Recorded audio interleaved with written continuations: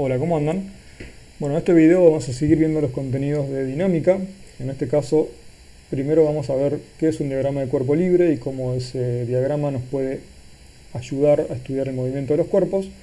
Y después nos vamos a meter en la resolución de la segunda ley de Newton para estudiar distintos tipos de movimientos. Yo acá hice una selección de algunos casos de ejemplo, pero después cuando resolvamos problemas vamos a estudiar casos bastante diferentes y variados.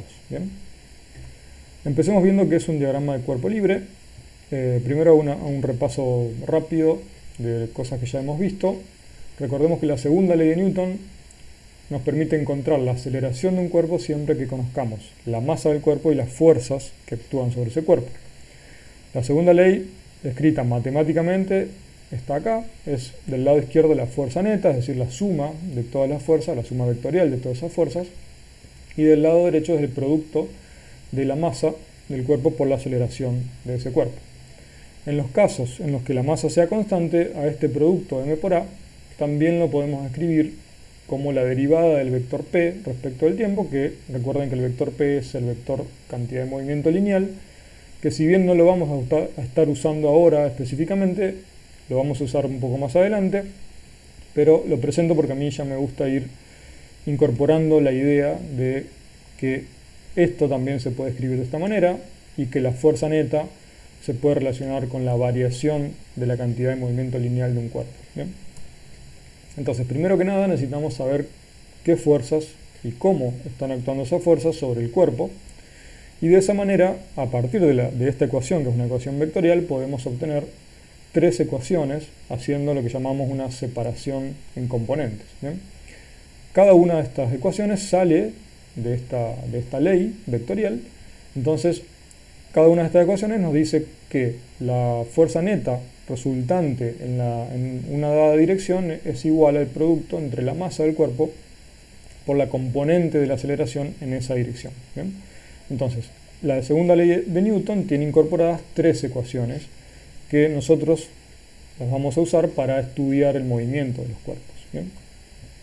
Una vez que tenemos las tres componentes de la aceleración, eso implica que conocemos el vector aceleración, y una vez que conocemos el vector aceleración, podemos obtener, por el proceso que vimos antes en cinemática de integración, los vectores v, es decir, velocidad y posición como funciones del tiempo. ¿Bien?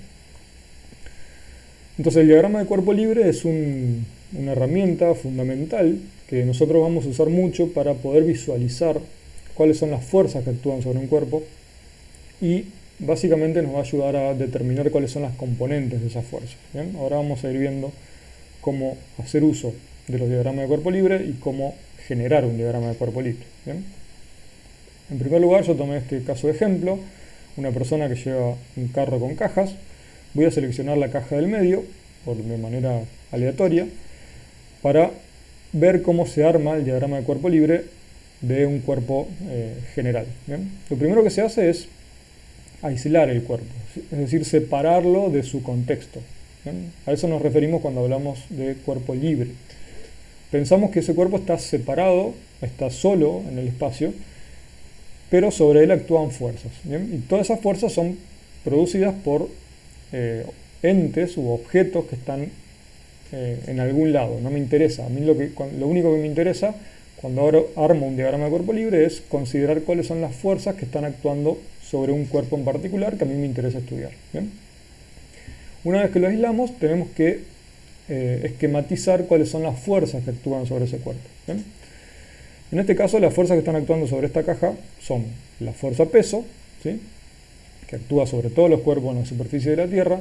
Siempre consideramos que la fuerza peso actúa en el centro de gravedad de los cuerpos. ¿Bien?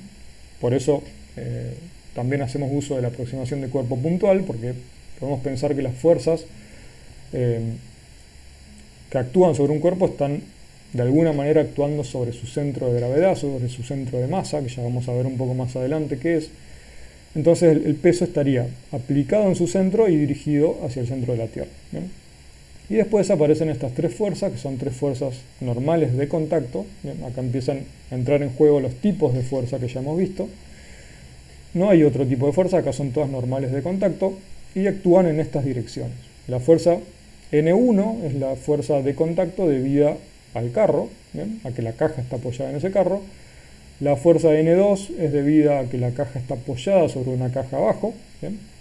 Esta caja de abajo la está soportando, por lo tanto le produce una fuerza de contacto, N2 en este caso. Y la fuerza N3 es la fuerza que produce el contacto con la caja de arriba, ¿bien?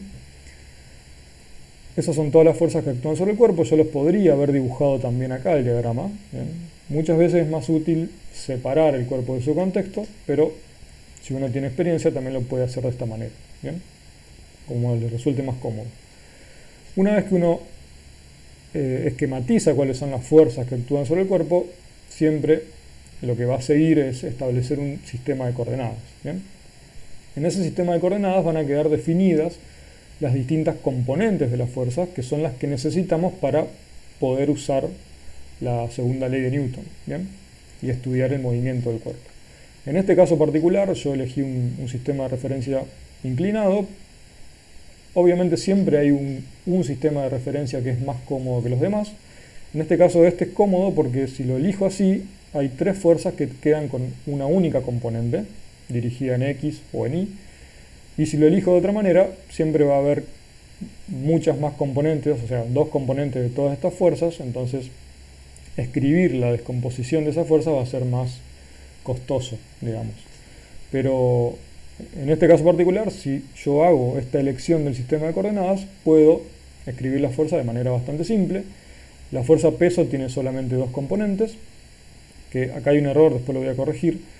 Tiene una componente menos mg por el seno de θ en la dirección menos x, tiene una componente menos mg coseno de θ en la dirección negativa de y las fuerzas normales tienen solamente una componente, por el hecho de estar usando este sistema de coordenadas, que son N2 positivo en Y, N3 negativa en Y, y N1 positivo en X. ¿Bien? Entonces, una vez que uno hace el diagrama de cuerpo libre, ya fácilmente puede descomponer las fuerzas en todas sus componentes, ¿sí? También podemos pensar el diagrama de cuerpo libre como reduciendo el cuerpo a un punto. Recordemos que estamos siempre bajo la aproximación de cuerpos puntuales, entonces al cuerpo en realidad lo estamos pensando como un punto, entonces es otra opción graficar el cuerpo como un punto y pensar que todas las fuerzas están actuando sobre ese punto, que lógicamente lo ubicamos en el origen de nuestro sistema de coordenadas, ¿bien?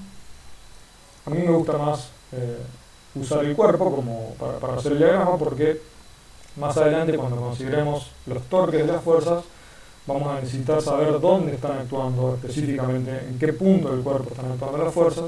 Entonces ya directamente me gusta empezar usando el diagrama de cuerpo libre como representando el cuerpo como es, con la forma que tiene, ¿bien? Otra manera de representar un diagrama de cuerpo libre es poner las fuerzas con las puntas de los vectores actuando en algún lado del cuerpo, ¿bien? En alguna parte del cuerpo. En este caso yo grafiqué las colas de los vectores aproximadamente donde están actuando las fuerzas. En este caso las puntas de los vectores están aplicadas sobre el punto aproximadamente sobre el punto de aplicación. A mí también me resulta más cómodo de esta manera, pero tal vez algunos de ustedes prefieren esta, eso es opcional, cada uno lo hace como le parece. Lo importante es poder escribir, poder dibujar bien las fuerzas y poder descomponerlas en sus componentes, ¿bien? Entonces yo me voy a quedar con esta. A partir de ahora, siempre que haga un diagrama de cuerpo libre, voy a dibujar los vectores con sus colas aproximadamente en el punto de aplicación. Y digo aproximadamente porque en realidad, por ejemplo, la fuerza N3 acá no está actuando en ese punto específico del cuerpo, sino que está actuando en una zona, o sea, es el resultado de todo el contacto con la caja de arriba. Yo la dibujo esquemáticamente acá, ¿bien? Pero en realidad esta fuerza no actúa puntualmente ahí, ¿bien? Simplemente esto es un esquema que nos permite visualizar cuáles son las direcciones de las fuerzas y sus componentes, ¿sí? Entonces, además de que sobre este cuerpo particular que yo elegí como objeto de estudio están actuando fuerzas, siempre recordemos que por la tercera ley de Newton, cada una de esas fuerzas va a tener otra fuerza que conforma el par de acción-reacción con cada una de ellas, ¿bien? Por ejemplo, la fuerza normal que produce la caja de arriba tiene una reacción que actúa sobre la caja de arriba. ¿Bien? Esta caja le hace una fuerza a la de abajo y esta caja le devuelve una fuerza igual y opuesta. ¿Bien? Lo mismo con la caja de abajo y lo mismo con el carro. Eso, acá yo marqué los pares de acción-reacción con líneas punteadas. ¿Bien? Lo importante de esto es que en un diagrama de cuerpo libre, por ejemplo, si yo elegí esta caja para estudiar su movimiento, sobre esta caja, en el diagrama de cuerpo libre de esta caja, nunca van a poder estar al mismo tiempo las dos fuerzas que conforman un mismo par de acción-reacción. Por ejemplo, esta fuerza nunca podría estar en el diagrama de cuerpo libre de este cuerpo, porque sobre este cuerpo actúa esta fuerza y esta fuerza tiene una contraparte sobre el cuerpo de arriba. ¿Bien? Entonces, esta reacción a esta fuerza actúa sobre un cuerpo distinto, por lo tanto, es imposible que esté en el diagrama de cuerpo libre de este mismo cuerpo. Espero que se entienda la idea. Entonces pasemos a ver algunos casos en los que vamos a empezar a resolver la ecuación de Newton, la segunda ley de Newton, que es la que llamamos la ecuación de movimiento, de traslación de los cuerpos. ¿Sí? Recordemos rápidamente que, conocidas las fuerzas que actúan sobre el cuerpo, yo las puedo sumar y relacionar esas fuerzas con la aceleración que va a tener el cuerpo, que va a adquirir el cuerpo. ¿Bien? Entonces, haciendo una descomposición vectorial, yo puedo de esta ecuación obtener tres ecuaciones, una para cada componente de mi sistema de coordenadas. ¿Bien? La condición de equilibrio traslacional se da cuando la suma de fuerzas, o sea, la fuerza neta, es igual a cero. ¿Bien? Si eso pasa, esto implica que la aceleración del cuerpo va a ser igual a cero, o sea, no va a haber cambio en su cantidad de movimiento, por eso pongo acá cantidad de movimiento igual a constante. ¿Bien? Y eso, cuando pasa eso, estamos ante dos situaciones posibles. ¿Bien? Una opción es que el cuerpo esté quieto, o sea, en reposo, y otra opción es que el cuerpo se esté moviendo, pero con velocidad constante. ¿Bien? Recordemos que cuando la aceleración es cero, el vector velocidad se mantiene constante. ¿Bien? Entonces, si la aceleración es igual a cero, hay dos posibilidades. O la velocidad es constante y distinta de cero, o bien la velocidad es constante e igual a cero. ¿Bien? Esos dos casos son el caso de reposo, cuando v es igual a cero, y el caso de MRU, cuando la velocidad es constante. ¿Bien? Entonces, esto tiene consecuencias bastante profundas. ¿Bien? Es algo que en las leyes de Newton pasa medio desapercibido, pero tiene implicancias bastante importantes. ¿Bien? Eso, o sea, quiere decir que la segunda ley de Newton implica que la situación de reposo, o sea, el hecho de que un cuerpo esté en reposo, es físicamente equivalente a que el cuerpo esté moviéndose con velocidad constante. Parece raro, pero es lo que implica esta ley. Es algo que se deduce de esta ley. ¿Bien? Que un cuerpo esté quieto o que un cuerpo esté moviéndose con velocidad constante son situaciones equivalentes físicamente desde el punto de vista de la segunda ley de Newton o de las leyes de Newton en general. ¿Bien? Eso lo digo porque más adelante va a ser también importante. Entonces tomemos un primer caso de estudio, que es un cuerpo en caída libre, que ya lo hemos visto en videos anteriores. Acá yo dibujé dos cuerpos distintos, un lápiz y una piedra. ¿Bien? Cada uno de estos cuerpos tiene una masa, porque tiene cierta cantidad de materia. Este lápiz yo le puse M minúscula, a esta piedra le puse M mayúscula para dejar en claro que la piedra es más masiva que el lápiz. Ahora vamos a empezar a considerar la masa de los cuerpos, que hasta ahora no la hemos considerado. Entonces, este lápiz va a tener, actuando sobre su centro de gravedad, una fuerza-peso que le produce la Tierra, y esta piedra también, en su centro de gravedad, va a tener aplicada, digamos, una fuerza-peso, producto de que estamos en la superficie de la Tierra. Entonces, el diagrama de cuerpo libre en este caso son muy simples. Hay solamente una fuerza actuando sobre cada uno de estos cuerpos, siempre y cuando no consideremos la resistencia del aire, porque el aire produciría otra fuerza sobre el cuerpo. En este caso nos estamos olvidando momentáneamente de esa fuerza y pensamos que solo están sujetos a la fuerza-peso, a ambos cuerpos. Entonces, si pensamos en la ecuación de movimiento para el lápiz, la ecuación de la segunda ley de Newton quedaría fuerza neta igual a m por g, que es su peso, ¿bien? Y eso es igual a m por a, según la segunda ley. O sea que de esto se deduce que la aceleración que va a sufrir este cuerpo es igual a la aceleración de la gravedad, lo cual en este caso es bastante obvio, ¿bien? Las dos masas se cancelan acá, porque están de los dos lados de la ecuación, entonces nos sale que la aceleración que va a estar actuando sobre este cuerpo, o la aceleración que va a tener ese cuerpo, dicho de otra manera, es la aceleración de la gravedad que ya lo hemos visto antes, ¿bien? Si ahora tomamos la piedra, vamos a tener algo muy parecido. Tenemos su peso, que es la fuerza neta que actúa sobre la piedra, y esto es igual a la masa por la aceleración que va a adquirir esa piedra, ¿bien? Acá de nuevo las masas se cancelan, y eso resulta en que la aceleración que va a sentir la piedra es justamente la aceleración de la gravedad. Entonces, fíjense que ambos casos son de alguna manera equivalentes, en el sentido de que en ninguno de los dos casos importa la masa, ¿bien? Siempre que tengamos un cuerpo moviéndose en las cercanías de la Tierra, la aceleración que van a sufrir esos cuerpos hacia el centro de la Tierra va a ser independiente de la masa del cuerpo, ¿bien? Si dos cuerpos, uno que sea mucho más pesado que el otro, como en este ejemplo, se dejan caer de la misma altura, ¿bien? Y al mismo tiempo, entonces van a llegar al piso en el mismo momento. O sea, van a tardar lo mismo en caer, independientemente de si uno es más pesado que el otro, ¿bien? Esto a veces puede parecer contraintuitivo, porque en un caso real siempre tenemos la influencia del aire, entonces el aire puede hacer parecer que las cosas se aceleran de manera distinta. De hecho, lo hacen porque el aire ejerce fuerzas, ¿bien? Pero si despreciamos la acción del aire, como estamos haciendo hasta ahora, entonces la aceleración que adquieren dos cuerpos que pueden ser muy distintos, si yo los libero en el campo gravitatorio, es la misma, y es la aceleración de la gravedad, ¿bien?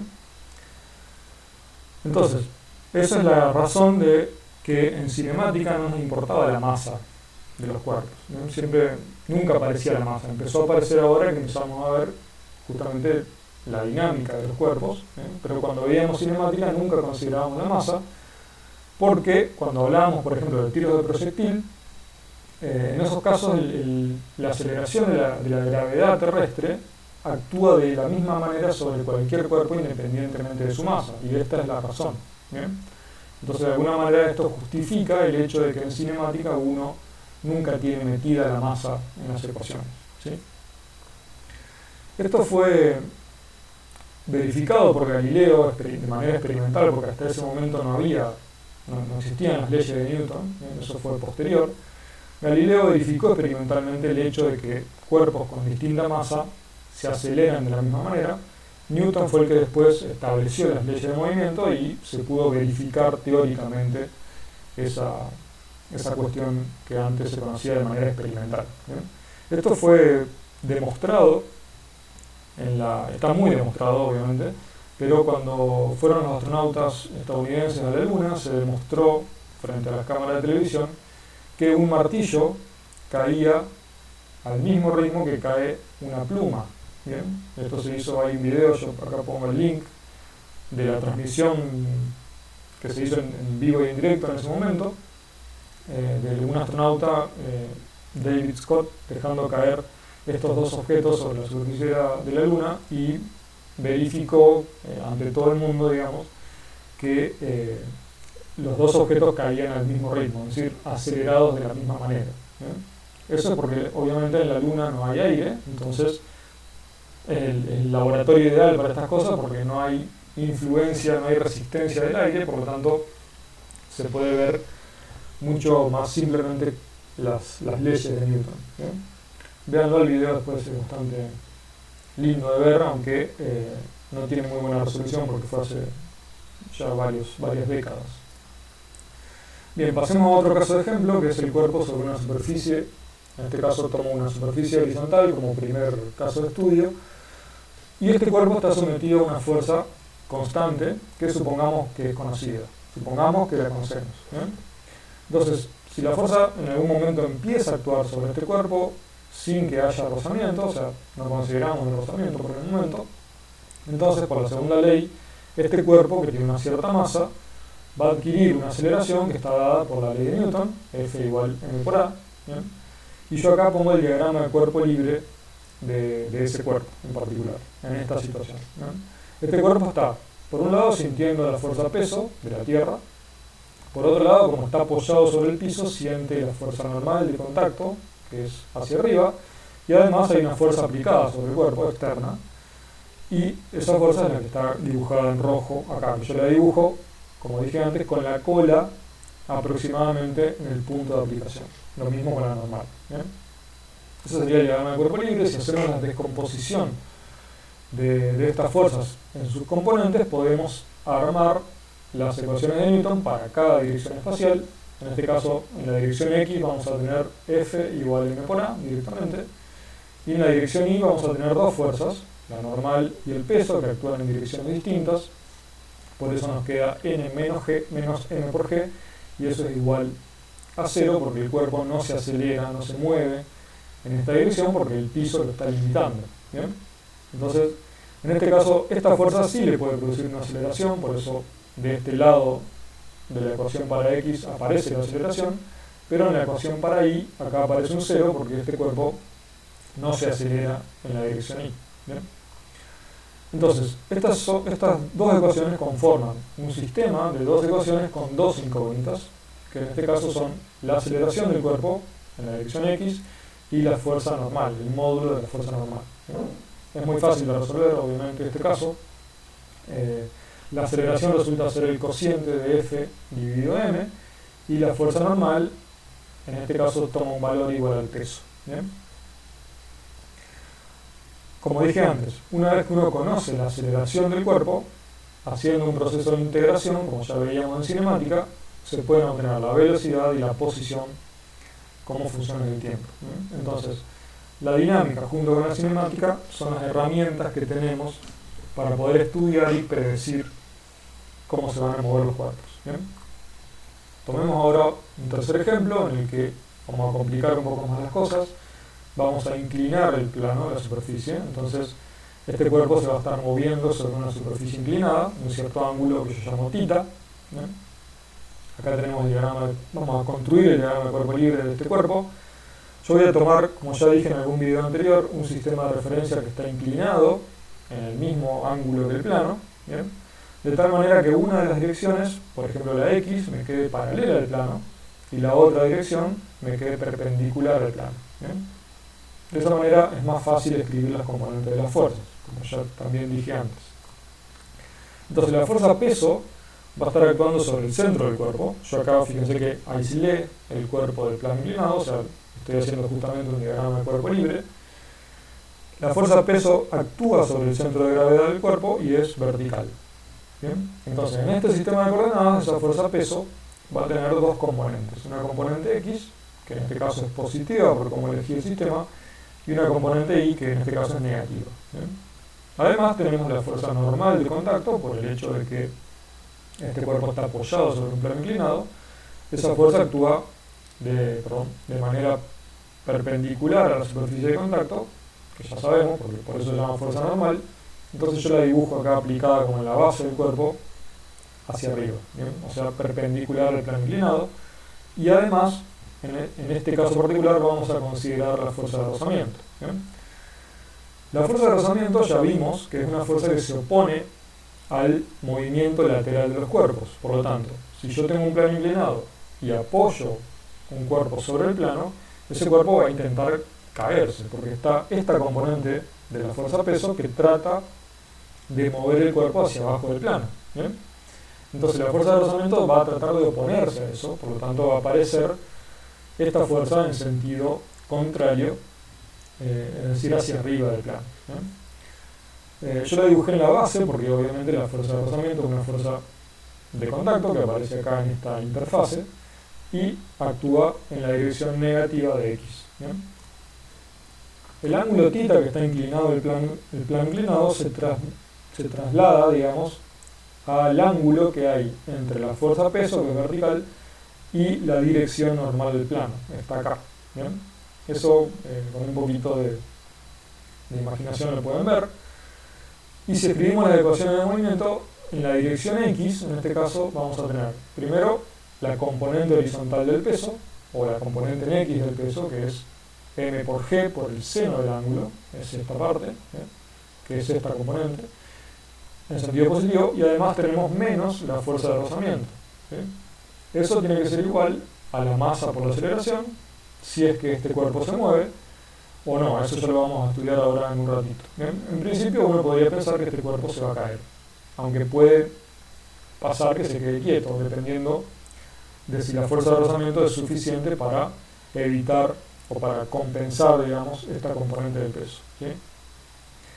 Ahora, para la dirección vertical o perpendicular al plano inclinado, nos queda la fuerza normal hacia arriba, positiva, y la otra componente del peso, negativa, que es mg por el coseno del ángulo.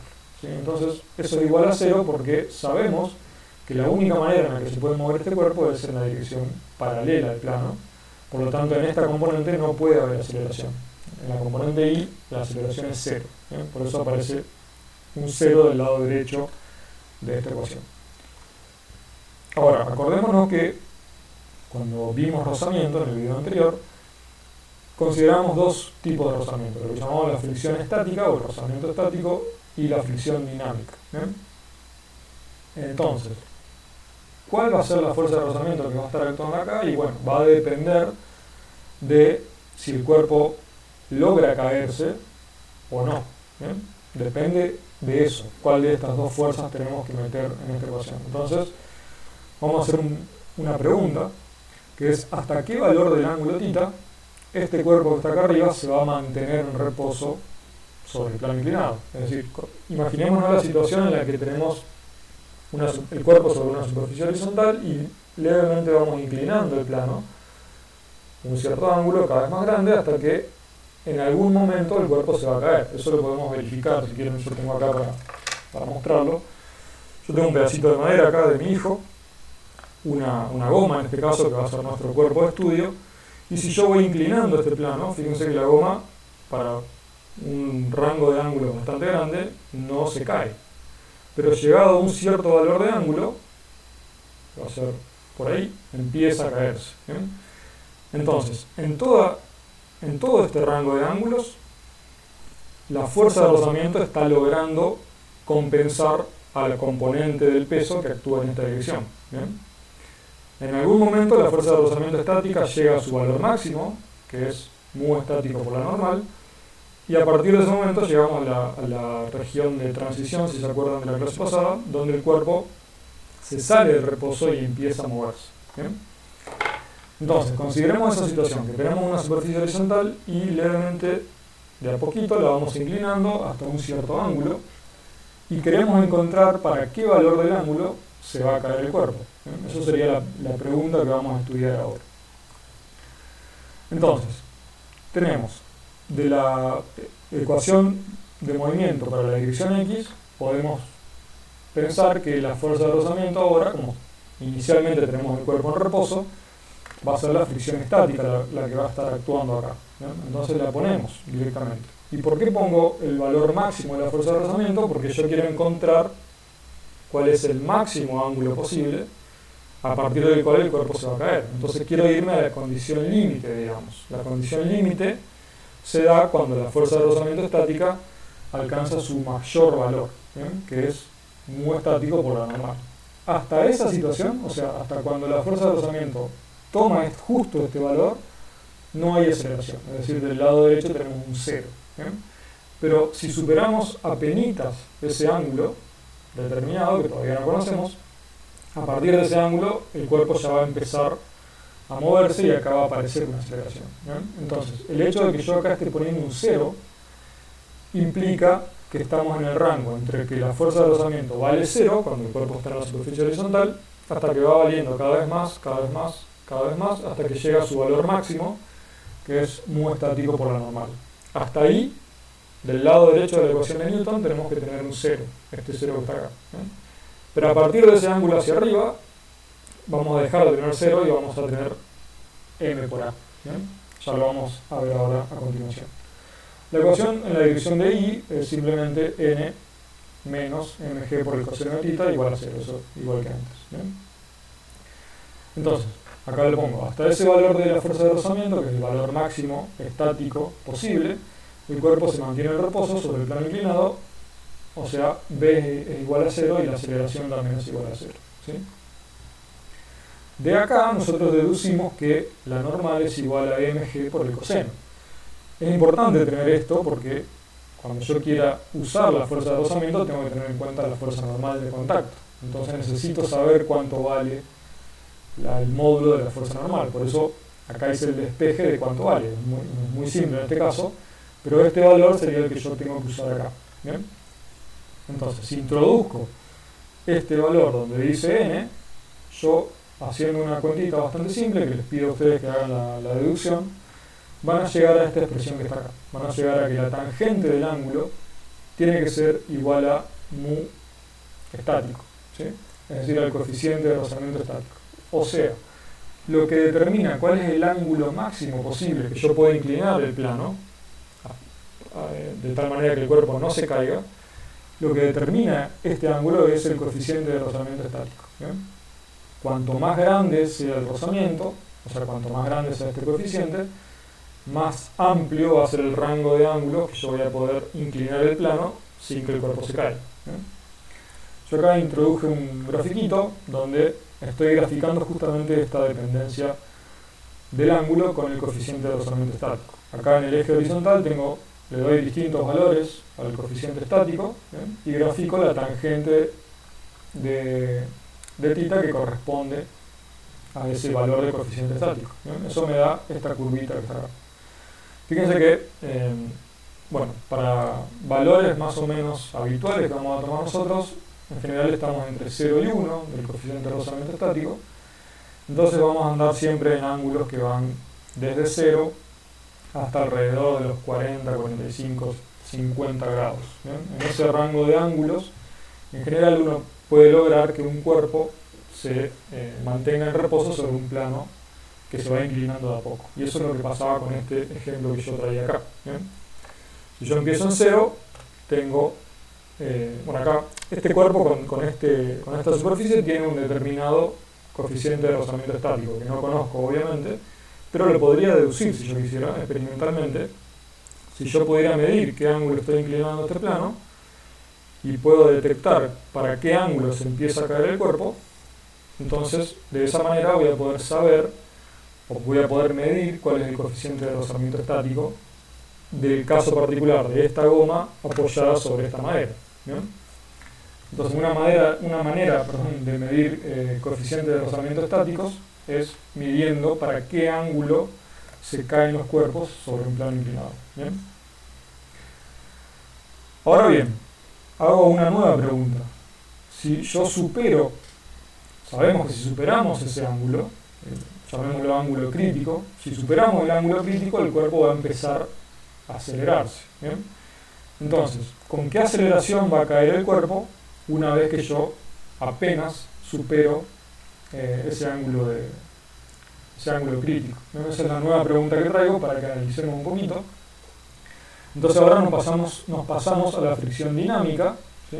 Porque ahora vamos a considerar que el cuerpo va a empezar a moverse, por lo tanto va a empezar a actuar la fuerza de rozamiento dinámica, o sea que en este F sub R acá tengo que poner el valor de la fuerza de rozamiento dinámica, que ya sabemos que es un valor constante, que vale coeficiente dinámico, por la fuerza normal. ¿Bien? Y ahora del lado derecho tengo m por a. Entonces, de nuevo, si despejo la fuerza normal, que sigue siendo la misma de antes, y la meto en esta ecuación, entonces podemos deducir que la aceleración que va a adquirir el cuerpo está dada por esta expresión que queda acá. Seno de θ menos coeficiente de rozamiento dinámico por el coseno de θ por g. ¿Bien? Fíjense que todo esto que está acá es algo que no tiene dimensiones, entonces eso está bien porque esto tiene que ver con unidades de aceleración y acá tenemos las unidades de aceleración en la constante de la aceleración de la gravedad de la Tierra. ¿Bien? O sea que eso dimensionalmente está bien. Y acá yo hago un dibujito, de nuevo pongo unas curvas, donde grafiqué esta función que queda acá para la aceleración. Fíjense que acá tengo la aceleración en función de la inclinación del plano, es decir, del ángulo, para distintos valores del coeficiente dinámico. Yo acá de nuevo me confundí, después lo voy a corregir. Este sería el coeficiente de rozamiento dinámico, al cual yo le doy distintos valores y obtenemos distintas curvas para cómo va a ser la aceleración del cuerpo una vez que superemos el ángulo crítico. Hay un par de cosas para notar en este gráfico. Primero, que cuando el ángulo llega a 90 grados, yo empiezo a inclinar el plano, cuando llego a 90 grados, el cuerpo que está apoyado acá quedaría en caída libre. Es decir, que si yo pongo acá 90 grados, yo debería obtener que la aceleración es igual a g. ¿Sí? Y eso, bueno, lo pueden verificar ustedes, eso pasa. Si el ángulo es 90 grados, esto que está acá se hace 0, esto se hace 1, entonces queda A igual a G. Eso es cuando las curvas, todas estas curvas se unen en este punto cuando el ángulo llega a 90 grados, que corresponde a la situación de caída libre. ¿Bien? Y después hay otra cosa que es dónde empiezan estas curvas. Y estas curvas empiezan justamente a partir del ángulo crítico, que tiene que ver con el coeficiente de rozamiento dinámico, que me volví a confundir, después lo voy a corregir. Pero acá fíjense que estas curvas empiezan cada vez más arriba, o sea, para ángulos mayores. Y eso es porque cuanto mayor es el coeficiente de rozamiento dinámico, mayor es el ángulo crítico. Entonces, a medida que aumenta el coeficiente de rozamiento dinámico, las curvas empiezan para valores cada vez más grandes. ¿Sí? Pero de nuevo, todas se unen para un ángulo igual a 90 grados y todas coinciden en la aceleración de la gravedad. Pasemos al último ejemplo, con esto ya terminamos, de un cuerpo que tiene movimiento circular, que se está moviendo en una trayectoria circular, como puede ser un péndulo, que es lo que yo tomo como caso de ejemplo. ¿Sí? Acá tenemos una animación bastante linda, en la que se ve como un péndulo, a medida que se va moviendo, tiene la acción de la fuerza-peso, de la fuerza de tensión, que es la que actúa en la cuerda que sostiene el péndulo, y esas dos fuerzas determinan una fuerza resultante, que es esta fuerza F que está dibujada ahí. Esa animación nos va a acompañar en toda esta parte. Entonces, si hacemos el diagrama de cuerpo libre, yo voy a tomar una posición arbitraria de la masa, supongamos esta que está acá, ¿bien? Para ver cómo son las fuerzas que actúan sobre la masa. Tenemos la tensión, que es la que provee la cuerda, ¿bien? Es la que de alguna manera permite que la masa se mueva en una trayectoria circular en conjunto con el peso. ¿Bien? El peso en este sistema de coordenadas que yo elegí va a tener dos componentes, una que es tangencial a la curva que va a seguir esta masa.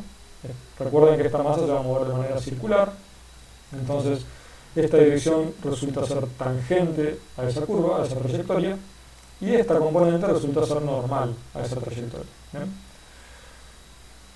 Entonces, si escribimos las ecuaciones de movimiento, en este caso, en las direcciones x e y, para x vamos a tener mg por el seno de θ, que es esta componente del peso. ¿Bien? No tenemos ninguna otra fuerza actuando en esa dirección, y eso tiene que ser igual a la masa por la aceleración tangencial. ¿Bien? Este cuerpo está acelerado tangencialmente porque va cambiando su velocidad tangencial. Ese cuerpo llega a su velocidad máxima cuando pasa por la posición de equilibrio y después sube y se frena en algún momento y su velocidad tangencial se anula. Entonces existe una aceleración tangencial. ¿Bien? Esa aceleración tangencial es la que sale de esta ecuación. Y en la otra dirección tenemos dos fuerzas. Tenemos la fuerza de tensión positiva y la otra componente del peso, digamos, que es esta componente que es menos mg por el coseno del ángulo. ¿Bien? Este ángulo que está inclinado del péndulo se traslada a esta parte. Entonces, eso determina que esto sea el coseno y esto sea el seno de la fuerza peso. ¿Bien? Entonces, la diferencia de esas dos fuerzas tiene como resultado, del lado derecho de la ecuación de Newton, el producto de la masa por la aceleración normal. Es decir, estas dos fuerzas son las que entre sí se componen o se suman para dar como resultado una trayectoria circular. ¿Sí? De esta primera ecuación para x sacamos cómo tiene que ser la aceleración tangencial del movimiento. ¿Bien? Y acá vemos que la aceleración tangencial es simplemente la aceleración de la gravedad por el seno del ángulo que esté inclinado del péndulo. ¿Bien?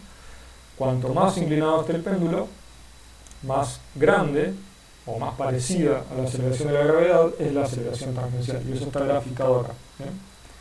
Si tenemos un ángulo igual a 0, eso quiere decir que el péndulo está vertical, entonces G apunta en la dirección normal, o sea, apunta todo en la dirección menos I. ¿Bien?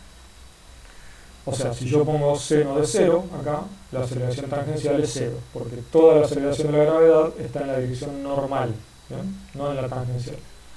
Para un ángulo cada vez mayor, entonces, tengo que cada vez la componente del peso, de la aceleración de la gravedad, como lo quieran ver, es cada vez mayor para ángulos cada vez mayores. ¿Bien? Eso es lo que sale de esta relación matemática. ¿Sí? Cuando tenemos un ángulo de 90 grados, el seno se hace 1 y la aceleración tangencial es G. ¿Bien? Y eso es razonable porque cuando el péndulo está formando un ángulo de 90 con la vertical, la aceleración tangencial es vertical y coincide con la aceleración de la gravedad. ¿Bien? Después, de la segunda ecuación, para I, para la dirección I, sacamos que una expresión para la aceleración normal, que resulta ser un poco más complicada, es la tensión sobre la masa menos G por el coseno del ángulo. ¿Bien?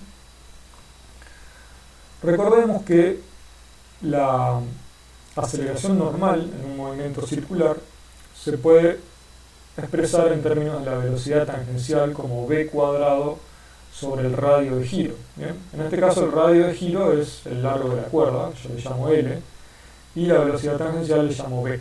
¿Bien? Sería la rapidez tangencial en realidad.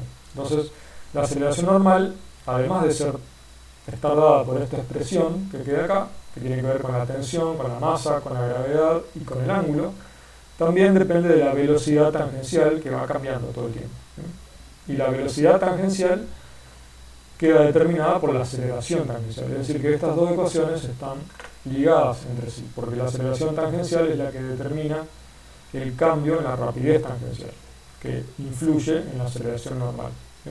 Esto, todo lo que tiene que ver con el péndulo, lo vamos a ver más adelante cuando veamos movimiento oscilatorio. ¿Sí? Vamos a sacar muchísima más información del movimiento de un péndulo más adelante. Por ahora nos quedamos con esto, donde yo quería mostrar simplemente cómo se implementa, cómo se usa la segunda ley de Newton para distintos casos. De acá uno puede saber cuánto va a valer el módulo de la fuerza de tensión. ¿Bien? Que bueno, es algo interesante ver que la fuerza de tensión en este caso no es constante. ¿Bien? Es variable y depende en qué posición esté ubicada la masa. Y eso es así, es variable porque este cuerpo oscila y la oscilación es un fenómeno periódico, digamos, entonces la variación de esta tensión tiene que ser también periódica. Y eso está explícito acá en este coseno, y acá adentro también aparece una función trigonométrica, porque recuerden que acá, en esta rapidez, tiene que ver la aceleración tangencial, que tiene un seno de alfa. ¿Bien?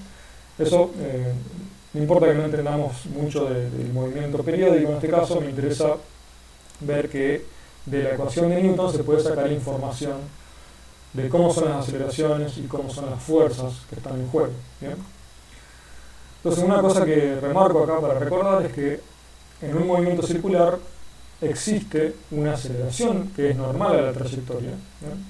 Y para que exista una aceleración normal, sí o sí tiene que existir una fuerza normal. ¿Bien? Y esta fuerza normal, en este caso, está dado por la diferencia entre la fuerza de tensión y la componente del peso que es normal a la trayectoria. ¿Bien? Es el balance entre esas dos fuerzas, o la resta entre esas dos fuerzas, da como resultado la fuerza normal hacia el centro de giro, que es necesaria para que esto describa un movimiento circular. ¿Bien? Bueno, con eso terminamos esta clase y nos vemos en el video que viene.